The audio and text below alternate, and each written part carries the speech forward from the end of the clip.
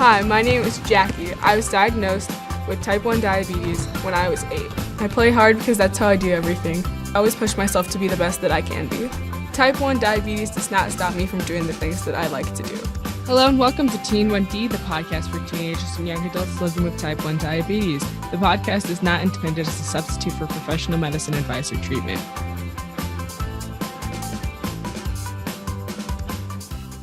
My guest for today is Chris German. Chris German is a scientist with Myriad Genetics in Salt Lake City, Utah. He's a graduate of the University of Notre Dame and has a PhD in molecular neuroscience from the Mayo Graduate School. Hi, Chris. Welcome to the podcast. Thanks for having me, Jackie. Most of my listeners are teenagers and young adults with type 1. Can we start a discussion with where you grew up? So I was born and raised in Pittsburgh, Pennsylvania, and diagnosed with type 1 diabetes at age 6. How I got to Salt Lake City real quick. So I was born and raised Pittsburgh, Pennsylvania, went to school at University of Notre Dame, met my wife there. We decided to do graduate school at the same time, but in two separate locations. So I went to Mayo Clinic in Rochester, Minnesota, and Mary went to Utah State University out in Logan, Utah. And so we were apart for 5-ish or so years throughout that time. We got married and decided that we no longer wanted to be apart. So I looked for a postdoc position out in Utah. I ended up at University of Utah, was a postdoc and then a professor, and then ultimately made my way into industry and I'm in my current job at Myriad Genetics. So that's the very quick biography of how I got here. Appreciate it. So how do you manage your type 1? Do you use insulin pens, a pump, a CGM, or closed loop? And if you use any of those, have you always managed it this way? When I was first diagnosed, I had a glucometer that was the size of a telephone book. I'm just trying to imagine that. Have you ever actually seen a telephone book? I mean, I have seen a telephone book, but I have not seen one of the giant glucometers that you were talking about, I don't think. I'm trying to think, let's say a shoebox, like a small shoebox. Okay. Right? It was large. My next thing was going to be a dictionary, but that's also a thing that I can tell you, I do know exactly how large a dictionary is, though. Yeah. Anyhow, I'm aging myself here. It took about 5 minutes to get a blood sugar reading, and you had to verify it with using a ketone stick, right? So there were two different measures, and they weren't particularly accurate. And I gave myself, I believe it was 2 shots a day when I was first diagnosed. So I was diagnosed at age 6, actually shortly after Thanksgiving. So almost 33 years to the day here. Back in 1988. And diabetes management then was very much a guessing game. Carb counting didn't exist. You ate kind of food in blocks. So there would be a carbohydrate block, a fat block, and a protein block. And each meal, I had to figure out what foods would fit into the different blocks that were designated for a meal. The insulin I took NPH, which was kind of a long-lasting insulin, and I took regular insulin, and you had to wait half hour, 45 minutes for it to start working. And so there was a long delay between taking insulin and eating food, and very often being a young active kid, that didn't align, right? So there were a lot of highs, a lot of lows, a lot of bouncing all over. When I got to junior high school, carb counting kind of became a thing, and that kind of dramatically changed the way I ate, because prior to that, I had a very strict diet in terms of the foods that I would eat and that I could eat. Very little processed sugar. It was reasonably carbohydrate rich, but again, not a lot of processed sugar. And so once carb counting came about, that seemed like freedom, right? I could figure out, and we could calculate, all right, how many carbohydrates am I eating? I can give a precise amount of insulin for that, or a more precise amount of insulin for that. And so I carb counted and just used a glucometer actually into my 30s. And so I took more injections. I'd take about 5 injections a day, sometimes more, if I ate at irregular times, but that really kind of forced me to eat breakfast, lunch, dinner, occasionally a snack or food as needed if I was active, and not really diverge too much from that. I didn't go on a pump, much to my parents' chagrin, until I was after the age of 30. And only recently did I start on a CGM, a continuous glucose monitor. And that wasn't until I started on the Medtronic 670G, the first closed loop system that was available. And that was 2019, the spring of 2019 that I started on that. So I've seen a lot of change over the last 30 plus years in the way that diabetes has been managed and diabetes care has evolved, and it's been tremendous. And there's never a good time to be a type 1 diabetic. It's hard, but I don't think there's ever been a better time to be a type 1 diabetic in terms of the tools available and the resources around to manage and care for yourself as a diabetic. Yes, I can definitely agree just with that. I mean, when I was diagnosed, I definitely didn't have the use of the Dexcom, which is what I use now. And I mean, it's crazy to think that I like lived without that for a period of time. Yeah, I mean, the continuous glucose monitor has saved me from nighttime lows dozens of times, right? And that wasn't an irregular thing growing up. And so my parents slept lightly. My wife has come to my aid when I've had nighttime lows, since we've been married. But life is very different now with the continuous glucose monitor. I can sleep a whole lot more easily, and other people in my life can too. Yes. So when you were growing up, did you know any other kids with type 1?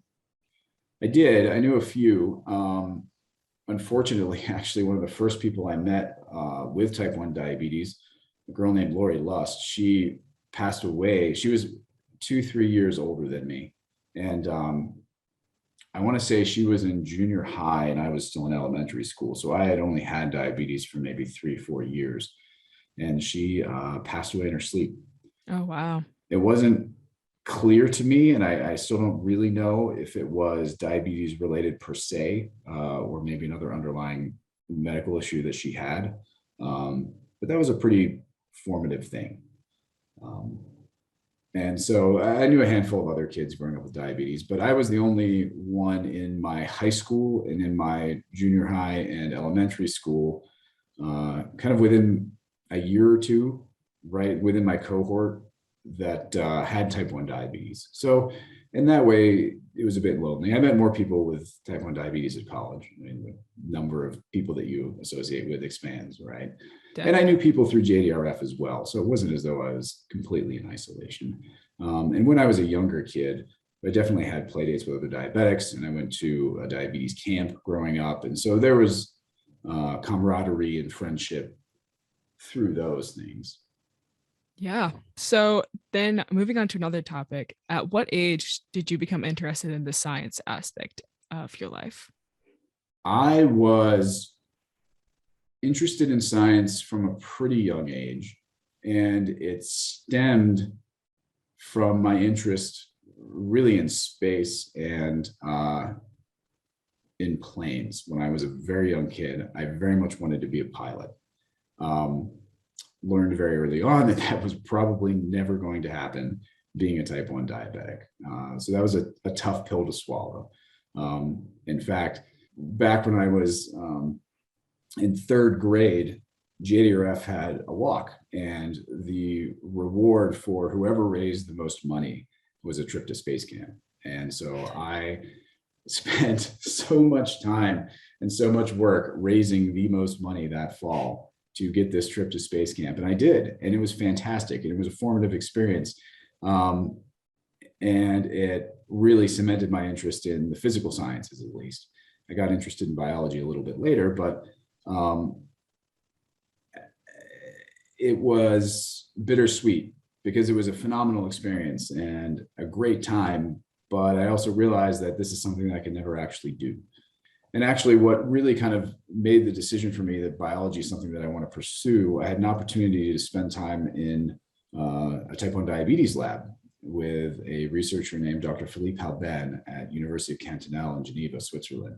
I spent a summer there between high school and starting at Notre Dame.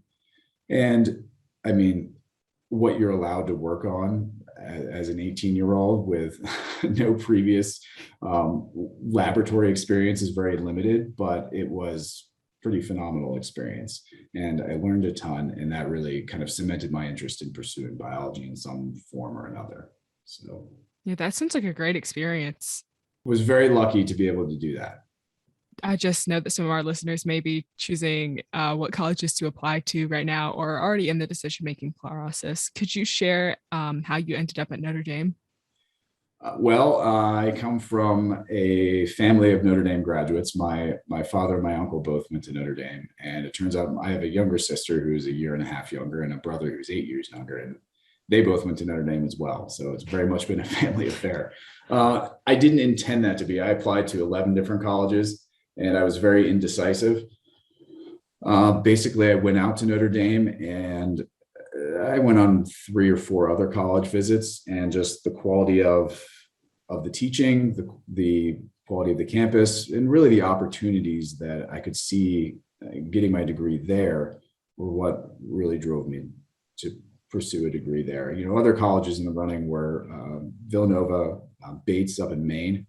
I have a big interest in skiing, and Yeah, me too. Me too. so Bates was very compelling, given its location and the amount of snow that you get up in Maine, and opportunities to be part of their ski team. But I guess I put professional opportunities in education before that. So, you know, I had other interests. I was interested in anthropology. I was interested in computer science as well, and interested in art. And so definitely tried a lot of different things in college and sort of figured it out. Ultimately, my interest in science was where I ended up staying and pursuing a career there. But yeah, don't be beholden to what a decision you've made without further experience and knowledge. I did not do particularly well in my introductory science courses. I think I got a C in chemistry and maybe a C plus in physics. You know, organic chemistry the same.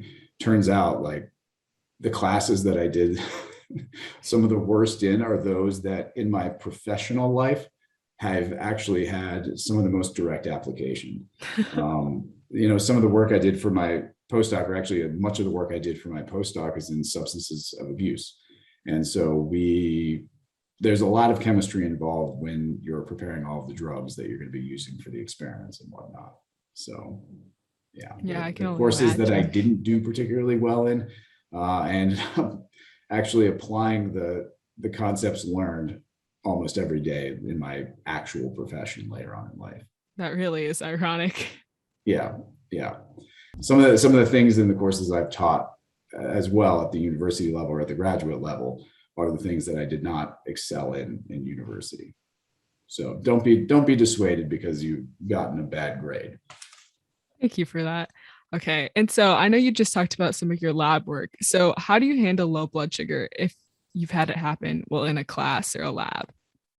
Um, well, I've actually, by improperly dealing with low blood sugar, ruined several experiments at no small cost. And so you learn from that pretty quickly, right? That there are consequences for not dealing with and not addressing your type 1 diabetes. I mean, not being able to think clearly, not being able to do things accurately, right? Like if I'm setting up an experiment, for example, you need to make sure that you're pipetting the correct volumes into all the different tubes, that things are properly labeled and that they're in the right locations and that they're at the right temperatures, and you're running things for the appropriate time periods and whatnot. And in many ways, a lot of wet lab work is like cooking. You have to be doing several different things simultaneously and thinking about what are the next several steps you have coming down the line. And if you can't manage that, it's not going to go well. And so being low and not lucid and not being able to think clearly destroys all that. So yeah, no, I've destroyed several experiments, some of which were pretty involved through not taking care of my diabetes. So you learn pretty quick the cost of that. According to your LinkedIn page, you spent a semester at Columbia University during college. Can you tell us what you studied at Columbia and how your experiences differed from that of Notre Dame? Yeah, so Notre Dame uh, really promoted studying abroad or studying elsewhere for a semester throughout my time there. And Notre Dame had a lot of satellite campuses. They had a campus in Rome, they had a campus in London, they had a campus in Australia, and several other places around the world. While I was interested in that, I applied for what was actually the Biosphere 2 program through Columbia. So Columbia at the time leased the Biosphere 2, which is a facility in Arizona that I don't know if, have you heard of the Biosphere at all?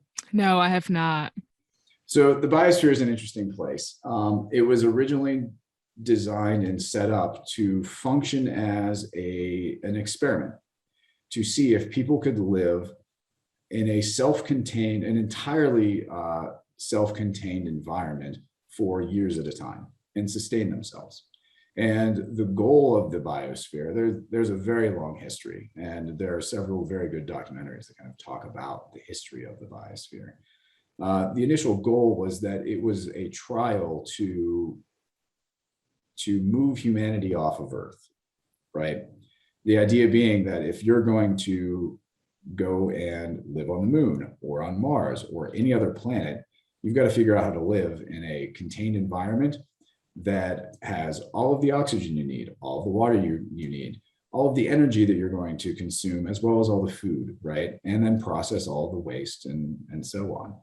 And so this was essentially an experiment to try and figure out how to do that and to see if people could do it. Overall, they were largely successful in spending a year plus or several months at a time living in an enclosed environment. And so when those initial runs of the biosphere were done, Columbia University leased it, and they used it basically as a research laboratory. And they also had a couple different classes there. It's in Oracle, Arizona, so about 45 minutes, an hour north of Tucson. And at the time, and to a large degree still is, it is in a pretty undeveloped area. So there were two different classes or types of classes that were taught there. There was an Earth semester and a Sky semester, and I was part of the Earth semester, which studied basically environmental science and the interaction of the sciences with policy and public policy as well as social policy. And you had to do a research project while you were there as well. The other semester, the Sky semester, was focused on predominantly astronomy. And so they had a couple very large telescopes and would go to a couple large telescopes in the area, and it was more physics and astronomy based. So that's where I decided to do my semester out at the Biosphere, and it was a really neat place. I would recommend, if you're in Arizona, it's worth taking a look. There are 5 different, well, I don't know that there are now, or how, if it's been partitioned or changed, but there were several different biomes. So at one end they had a rainforest, and then it went into a grassland, and then a desert, and there was an ocean, and they were all interconnected, and they were connected to an area that people use for agriculture as well. So, And so how really, large was this? it If was they about, had- so the actual, like the campus itself is dozens of acres, but the actual building itself, I want to say, was around 3.5 acres. Okay. And it had these large pods at either end called lungs, and they would expand and contract as the air expanded and contracted with the heat during the day. And so the entire system was self-sustaining. There were some issues with loss of oxygen in the first mission and things of that nature. They eventually got sorted out, but it's a pretty unique place. And the entire building was designed to be interconnected and all the different biomes to function together.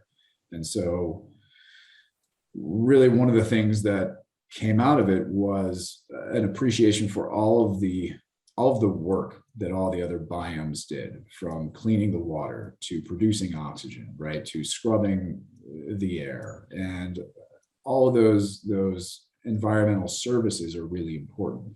And the distribution of what you need of environment for environment itself to support the agriculture of the humans was about 70% environment, 30% human use in that instance. And so there are a lot of interesting things that came from that. And I believe Arizona State, it's either Arizona State or University of Arizona has a lease for it now, and they continue to use it for research. I don't know if they use it for teaching or not. So, Wow, that's just so crazy to me. yeah. So after college, you attended the Mayo Graduate School. Is the Mayo Graduate School affiliated with the Mayo Clinic? And what did you study there? And what Yes. degree did you earn? Yeah. So Mayo Graduate School, yes, is associated with Mayo Clinic. Mayo Graduate School is a PhD program. They have a master's program, but it's not, it's mostly for employees. And then they have a medical school, and that's all part of the Mayo Graduate School. And while I was there, I studied molecular neuroscience, and my dissertation was mostly cell biology related. And I looked at something called the signaling endosome hypothesis. And that's a kind of a mouthful. And it basically is evaluating or trying to figure out how signals go from the plasma membrane of a cell, right? So that outer surface of a cell, how do you get information from that outer surface to wherever it's supposed to go inside the cell? So the nucleus or a different organelle. For a long time, and in many science textbooks, right, you will see signal starts and then all these blocks, right, which are different proteins, interact with one another, and then the signal does something. Causes transcription. It increases the production of protein. It changes the shape of the cell. But what I was looking at is how does that signal go from plasma membrane to where it needs to go within the time frame that's necessary? And one of the things that we tested was the signaling endosome hypothesis, the idea that that signal is actually trafficked and carried and shuttled to the locations where it's needed. And so that was my graduate work. And that work with intracellular signaling was then kind of carried into my postdoc, which I did at the University of Utah. And that was related to how different substances of abuse, I predominantly studied things like amphetamine, methamphetamine, so stimulants, and cocaine, how they affect neurons and different types of neurons within the brain. Much of the work that I did involves intracellular organelles called endosomes, right? And endosomes are basically the surface of your cell, that plasma membrane. It invaginates and creates a lipid ball, essentially a lipid sphere. That lipid sphere is called an endosome. But what's important is that lipid sphere carries things. It can carry things from the outside of the cell into the cell. It can carry things from the cell membrane into the cell. And it can then accumulate things on the inside, or what would be the intracellular side, proteins, RNAs, sometimes DNAs, but mostly RNAs, and lipids and all sorts of different things. It functions basically as a platform. And it turns out that these platforms are really important for really directing cellular interactions and cellular function. And so that's kind of that. Endosomes were kind of a basis for much of my graduate as well as postgraduate or postdoctoral work, and the work that I did as a professor as well, because drugs mess all of that up, or sometimes some drugs do. They can mess it up. So you mentioned your professional work at the University of Utah. What type of courses did you teach while there? So while I was there, I taught a couple different pharmacology. Well, I taught a couple of lectures in some pharmacology classes. Most of my lectures were around functions of neurons and neurotransmitters and drugs that affect those sorts of things. But I taught introductory neuroscience in the biology department. That was probably my favorite class to teach. Introducing people to the brain, to how it works, to what the consequences of it working and not working are, was a lot of fun. I also taught in the School of Dentistry. I taught basically immunology, cell biology, some neuroscience, some genetics, biochemistry, a lot of the basics that the dentists need to know to pass their boards. How did you end up at Myriad Genetics? I was very interested in biomedical research, and I wanted to pursue a career in research. I also wanted to teach, and to do those things in an academic institution, you essentially have to become a professor. So going into graduate school, I wasn't especially interested in industry, but I wanted to be a professor. As often happens in life, or can happen in life, when I became a professor, it wasn't necessarily what I expected. It was a fantastic experience and a fantastic opportunity, but there were a lot of demands, and not least of which is you have to fund yourself, and you have to figure out how that's going to occur, either through a combination of teaching, a combination of getting grants, and the expectations of the amount of teaching and the amount of research that I would do surpassed what I thought was reasonable. And I didn't really see a future as a professor in the department that I was in at the University of Utah.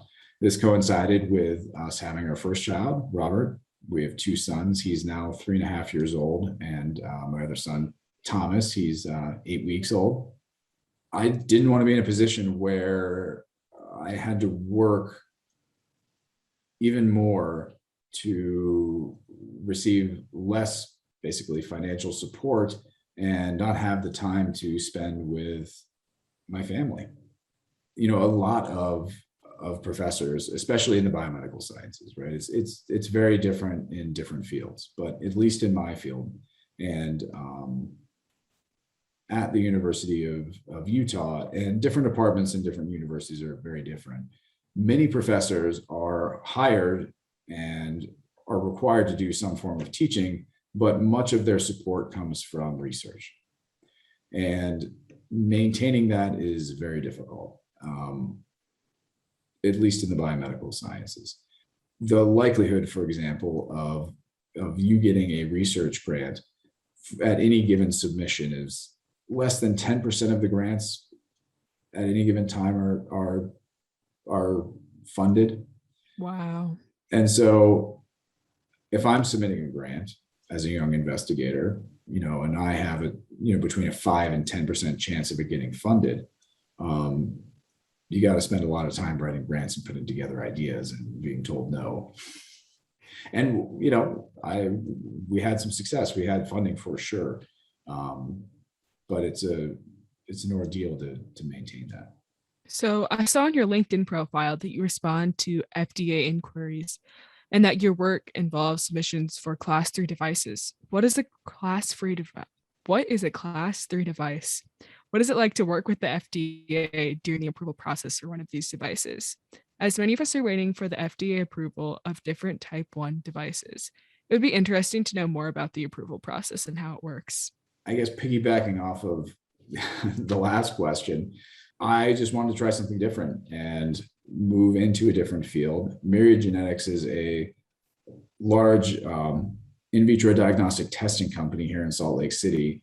And in fact, they're somewhat notorious for patenting the ability to detect two different genes, BRCA1 and BRCA2. These genes are tied to the development of hereditary breast cancers, but they're also tied to the development of hereditary pancreatic cancers, prostate cancers, ovarian cancers. Myriad has several different tests, genetic tests, that evaluate the likelihood of you developing a cancer, right, based on your heredity. One of the tests that they do, called My Choice, it evaluates breast and ovarian tumors. What it does is will tell you if, based on your genetic profile, you're a good candidate for certain types of drugs. These drugs are called PARP inhibitors. They're extraordinarily effective in certain individuals that have specific genetic variants, but they're very ineffective in other individuals. Before people can be prescribed these drugs, they need to get a genetic test. You can get a blood test that will tell you if you have these variants kind of in your genome, you were born with them. But what happens often in cancers is that they are heterogeneous, which means that the cancer itself is a microcosm of evolution. So every time that a patient gets treatment, the cancer changes. Even as the cancer grows, it changes because it's highly unstable, right? So the likelihood of it having mutations is far higher every time those cells divide, and they're dividing rapidly, than normal tissue. And so what ends up happening is your tumor doesn't necessarily look genetically like you, the individual. And so certain tumors may be susceptible to these drugs when the individual doesn't have an underlying susceptibility. So basically the tumor gets tested, and the test will tell you if parts of or large parts of that tumor would be responsive to these drugs, these PARP inhibitors. So the reason that the FDA is involved is because people are making drug and treatment-based decisions based on the tests they're getting from the FDA. And so when you are making a treatment-based decision, that falls under FDA purview. Now, the test is called, just the terminology is a device. And there are three different classes of device. There's class 1, class 2, class 3. And the difference, the distinction is largely based on risk. So class 1 devices, they can obviously be harmful if they're used improperly, but they're not inherently risky to use, right? A syringe, for example, would be a class 1 device, or a scalpel. Class 2 devices have more risk, and class 3 devices are those that are of high risk if they don't work. So for example, a pacemaker is a class 3 device. The test that Myriad Genetics has is a class 3 device. If you get the wrong result, you're not necessarily getting this drug treatment, which could prolong your life or save your life. A continuous glucose monitor is a class 3 device. If it gives you the wrong reading, you can make very bad decisions about diabetes management, right? Insulin pumps are class 3 devices. And so those devices require additional scrutiny from the FDA. And so you have to put together a whole lot more in the way of data to show that your device is precise, that it's accurate, that it works under all kinds of stressful conditions, and that it gives you the correct result or does what it's supposed to do repeatedly. Yeah, so what my job is with Myriad is to put together basically the information. So work with a pretty large team to put together all the information needed to submit to the FDA and get approval. And so I primarily work on the analytical side. So evaluating that the test is accurate, the test is precise, that with certain challenging conditions, it can still produce those precise and accurate results. And so we put all that information together and we make those submissions, and then the FDA approves the test, or it allows us to make changes to the test based on the performance results that we submit. So that's what I do. So I work with the design of those studies, writing the studies, writing the reports, interacting with the FDA, interacting with some of our pharmaceutical partners, because many of our submissions are tied to drug approval submissions. I know that you have held several positions with JDRF. Can you share with us how you became involved with them, the positions you have held, and what you do for them now? When I was diagnosed at age 6, my parents almost immediately got involved with JDRF, which back then was JDF, Juvenile Diabetes Foundation. In fact, my endocrinologist was one of the founding members of the chapter. So he took my parents aside and said, hey, you might feel hopeless, but there are some things that you can do. This was back in 1988, right? So JDRF, I want to say, had been around 10-ish years or so at that time. And the Western Pennsylvania chapter was pretty young. And so my parents got involved, and there were a lot of social activities, things like hay rides and Christmas caroling and those sorts of things, along with fundraising activities like the walk. The walk was kind of the biggest fundraising activity. And there were golf outings and various other things. So I was very active with JDF and JDRF, as the name was changed, from a very young age. My family continues to be involved, and my dad got very involved. He in the early 2000s became part of the international board, and ultimately the chairman of the international board for a few years there, and became general counsel shortly there after that. So he was very involved. When I went away to college and graduate school, I would attend JDRF events here and there, but I really wasn't super involved. When I came out to Salt Lake City, was doing my postdoc, my dad got ill, and one of the things he really compelled me to do was be more involved with JDRF.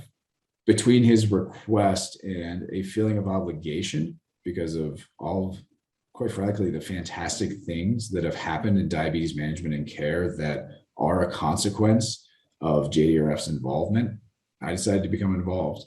So I volunteered, I joined the board out here, I became board president, and now I'm executive council chair of our JDRF chapter out here, which the West is large, but relatively sparsely populated.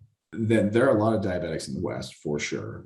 A lot of diabetics in Utah and Colorado and Wyoming, but the number of diabetics that you get in a huge metropolitan area like Chicago, for example, right? Just the number of people is enormous, right? All along the West Coast, all along the East Coast, right? Where population densities are far higher. They're much smaller geographic areas per chapter.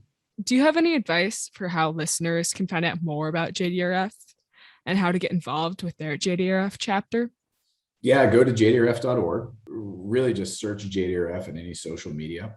And most chapters, I think most, if not all, have either an Instagram or Facebook or Twitter. That's a great way to interface.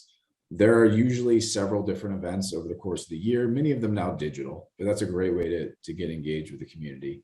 But there are now starting to be in-person events, though smaller, for many chapters around the country. And I guess I would advocate for JDRF as an organization that you want to support, not only because it is the premier organization that funds type 1 diabetes research. I mean, JDRF alone has funded hundreds of millions of dollars of research, but they've also convinced Congress to fund billions of dollars of research, right, through the Special Diabetes Program.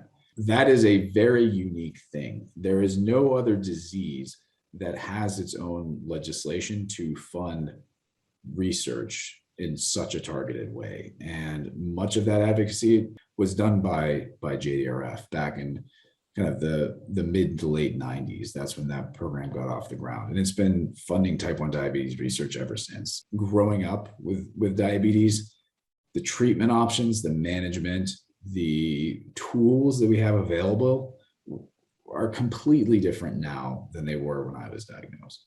I mean, when I was diagnosed, other kids I knew were taking pig insulins and cow insulins, and they weren't using recombined human insulins, right? Which are essentially grown from bacteria, but they're effectively human insulins. Diabetics had issues with rejection after a while, right?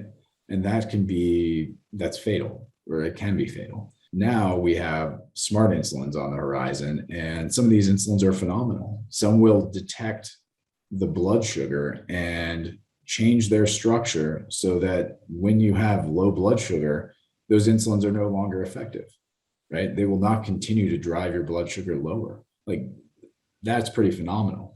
Fast acting insulins that, rather than taking 15 minutes to act, take minutes, like less than a minute to act, right?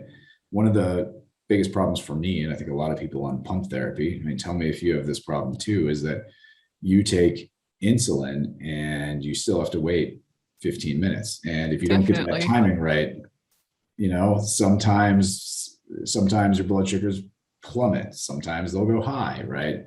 And really that diabetes management, a lot of it is just figuring out how your food is going to be processed how it's going to align with your blood sugar, and then how it's going to align with the insulin you've taken, and get all those things to match, which is no small or easy feat. And having being able to remove or reduce that time component would make things a lot easier, at least in my opinion. Are you in a pump? Oh, yes, I am. I use the Omnipod right now. Okay. So you're on Omnipod and Dexcom? Yes. You don't have the Omnipod closed loop system, do you? I do not have the closed loop system. No, Okay. Is that something you're interested in? definitely. Just on a practicality standpoint for college, I will probably leave with the closed loop system, hoping it's the Omnipod, but I would take another one as well. Yeah. So why the Omnipod for you? I use Medtronic.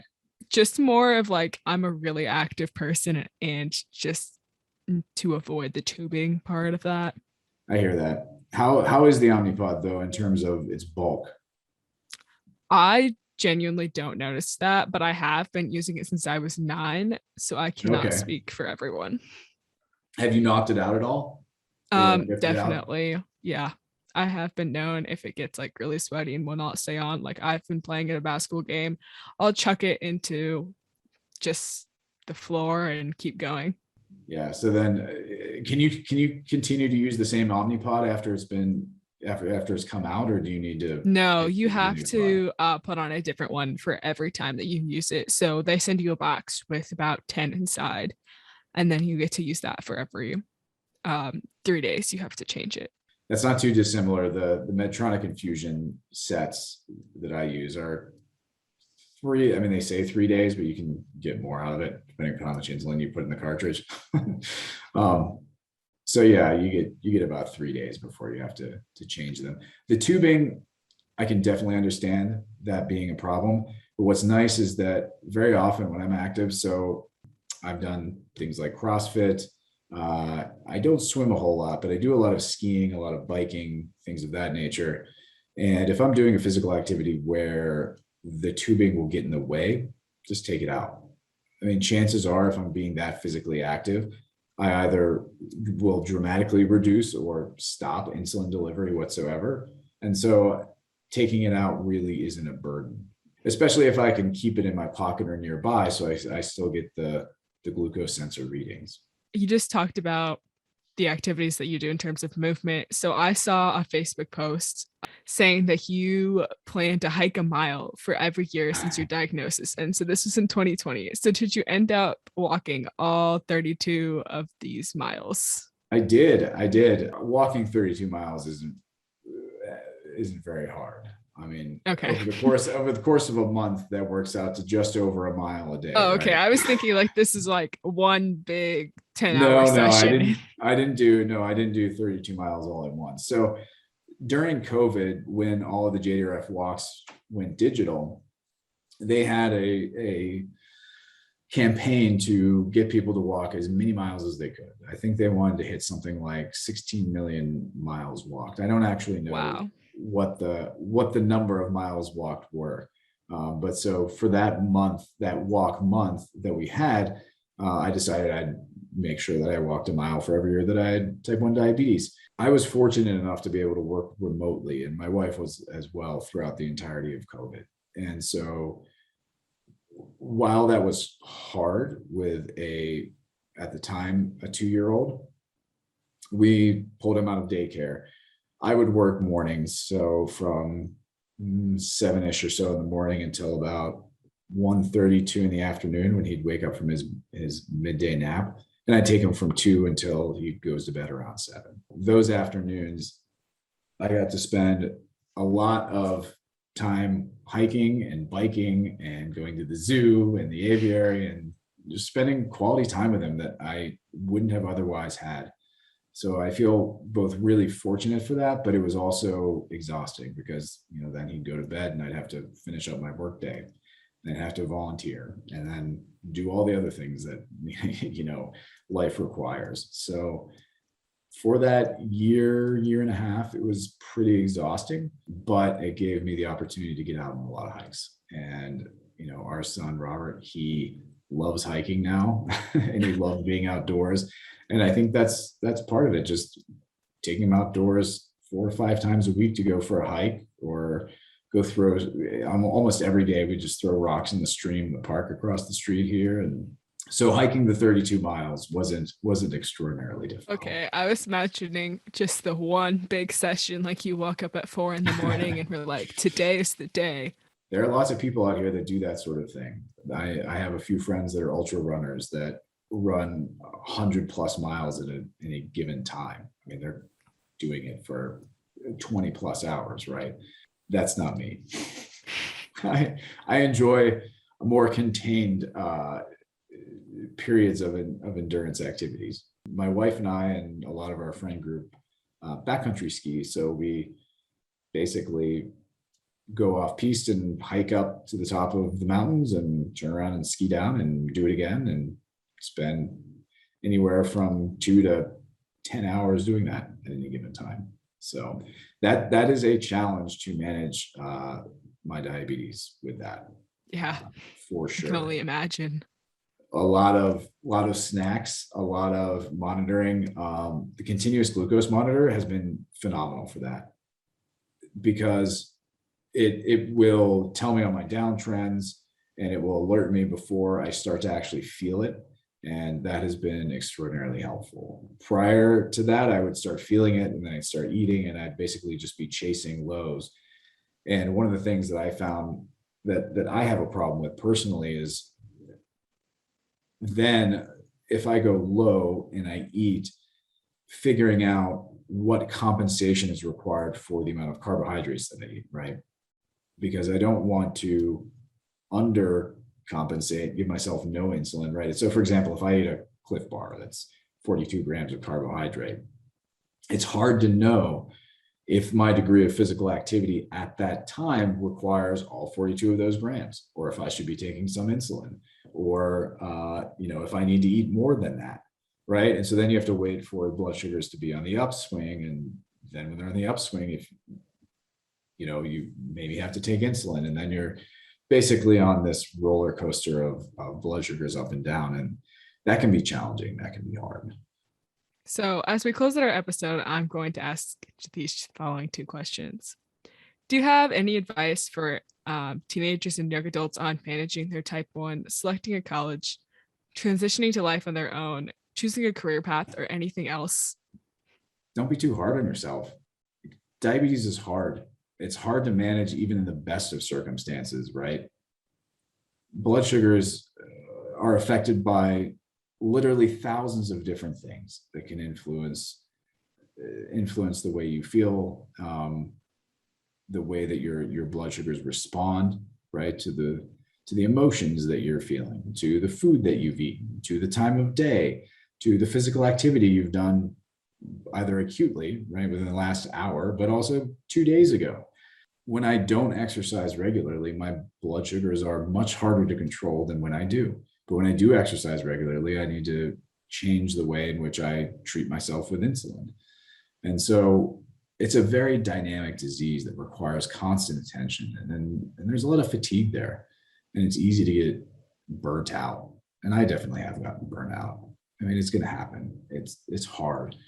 But just being okay with accepting that it's hard, and accepting that you're not going to be perfect, and that all you can really do is the best at any given time, and give yourself room to allow for poor blood sugars, right? And allow for periods of time where sometimes you just really want to eat that cupcake, or really want to have, a few, as you're going off to college, a few beers or drinks, and giving yourself the room to enjoy those life experiences, but not go overboard.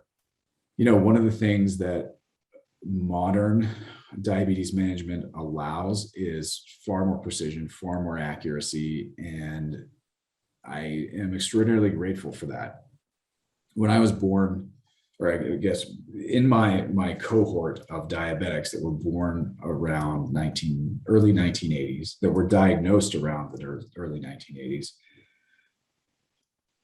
when I was first diagnosed, there was approximately a 15-year reduction in life expectancy.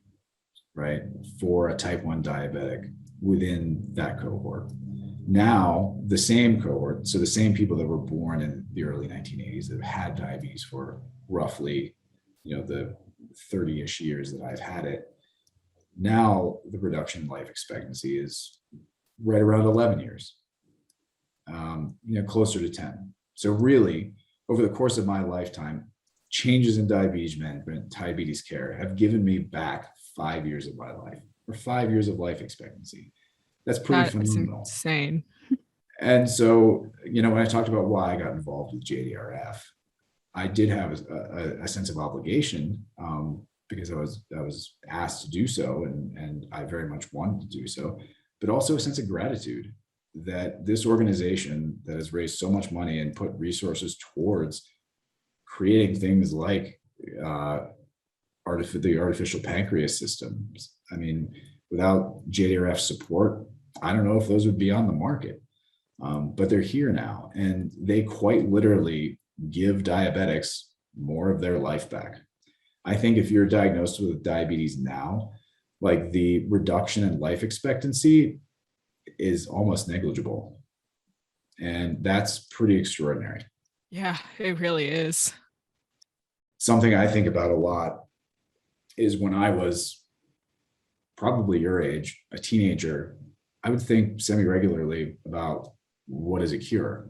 And there was a lot of talk of cure, because around that time, the mid to late 90s, there's a lot of discussion of islet transplantation, right? And islet transplantation being essentially the cure to diabetes. So cures were on the horizon. And a lot of my peers now were told as kids, like, oh, wait 5-10 years, we'll have a cure for this. You won't have to deal with it. I mean, type 1 diabetes is far more involved and far more complicated than I think many clinicians thought back then.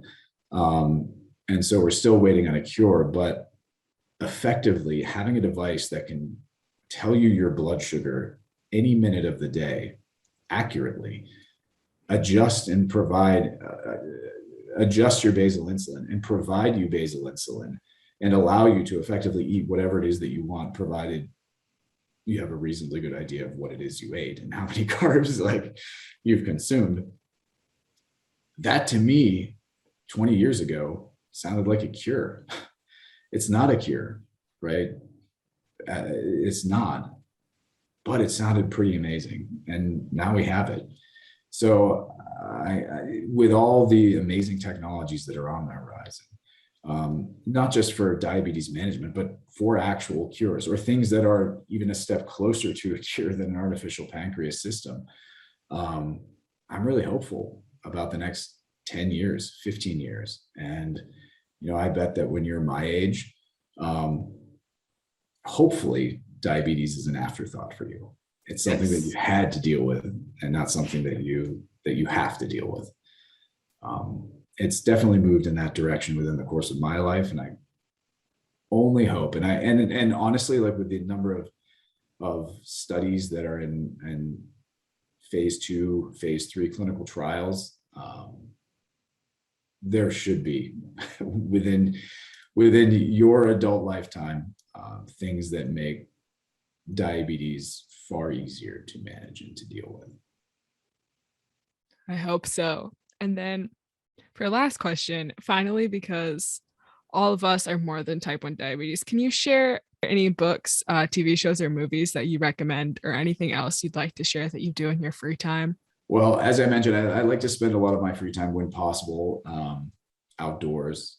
I also enjoy photography, things of that nature, but I do read, and I read quite a bit. And a lot of the things that I read are somewhat technically oriented, a lot of nonfiction. But on the fiction side, one of my favorite authors is Haruki Murakami.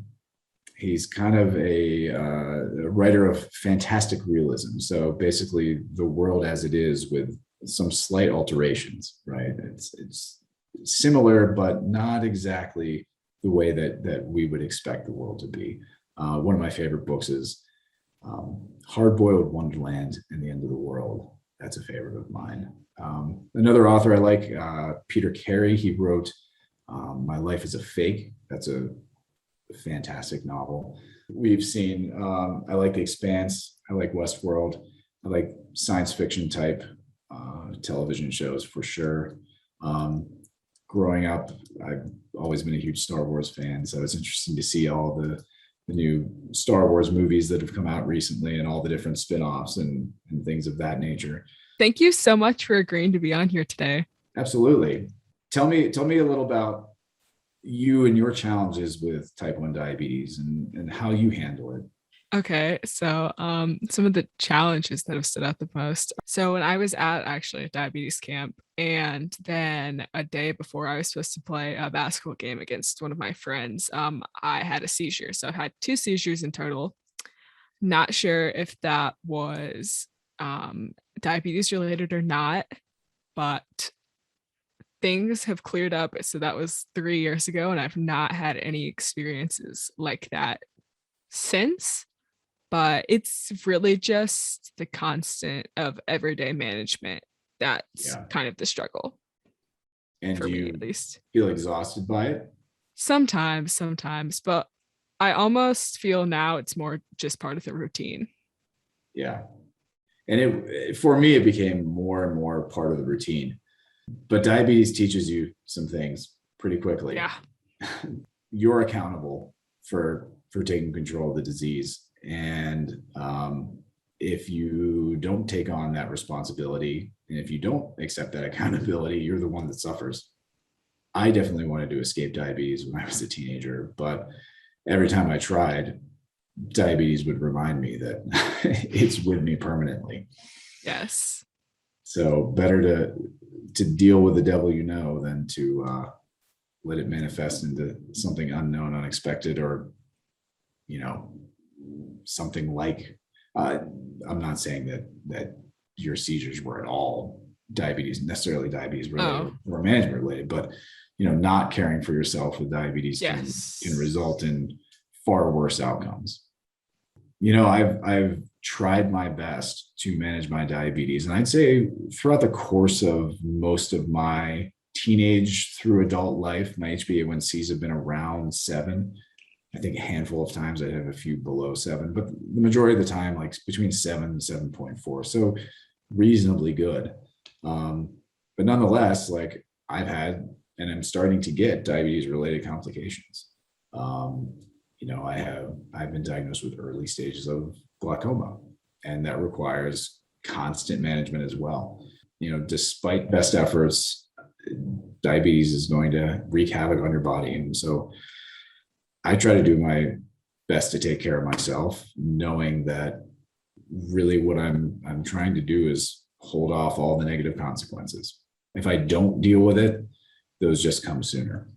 As a teenager with a continuous glucose monitor, do your parents monitor your blood sugars? Yes, both of them have it on their phones as well. I have the Dexcom share feature, so that allows me to share with multiple devices. So both of them are on that. Do you want or I are mean, you yeah, it required is to nice share to your? have, I mean, both, but I mean, it is just nice to have somebody else being like, hey, have you seen this? And I'll most likely message my mom, who it usually is, and be like, yeah, I've already taken care of that. Don't worry.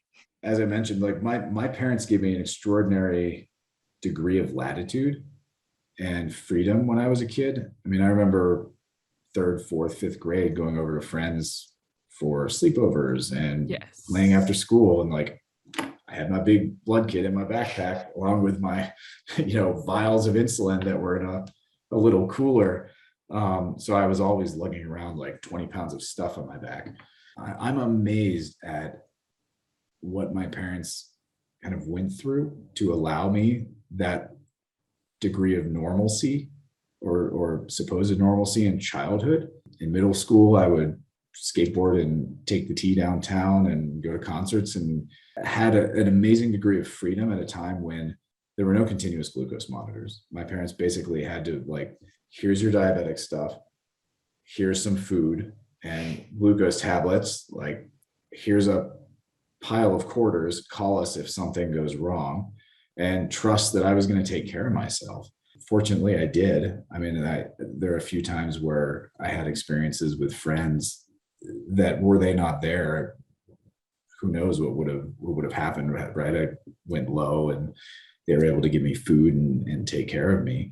But I can only imagine the anxiety that my parents put up with on a daily basis to allow me that. But it was a huge opportunity and growing opportunity to really manage my diabetes by myself at a young age. That to me was super formative. In some ways, it's fantastic that like you have a continuous glucose monitor, and also that your parents can see it all the time because they can look out for you. Yes. At the same time, I can only imagine that it makes them anxious and that you feel probably, I'm guessing maybe not, constantly monitored. It does not make me really feel constantly monitored, but I mean, my dad doesn't usually have like alerts on, whereas like my mom definitely does.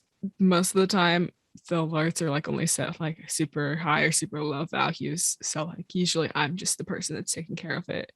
Yeah. And really I'm doing everything by myself pretty much if it's not during the night. Well, that's awesome. You'll be well prepared for college then. Yeah. When it's just you. Many schools now do actually have type 1 diabetes clubs or groups or organizations right around type 1 diabetes. So it might be easier to find other people with it.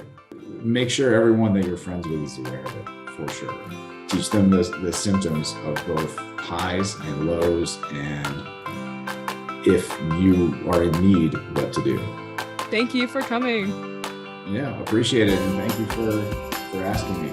That's all for today. If you have any suggestions for future topics or guests, or just want to say hi, don't hesitate to reach out. You can email me at teen.t1d@gmail.com or DM me on Instagram at teen1dpodcast. If you like my podcast, don't forget to subscribe or rate and review, as it really does help me out.